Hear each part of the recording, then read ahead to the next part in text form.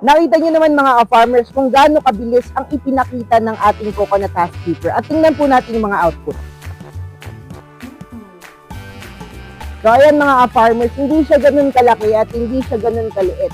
Ito po pwede natin gamitin as compost additive. Pwede rin po natin siyang gamitin as mulching material. At higit sa lahat, doon sa mga ka-farmers natin na nagbe-vermiculture or nagbe-vermicomposting, pwede po natin itong gamitin as bedding para po sa ating mga African night crawlers.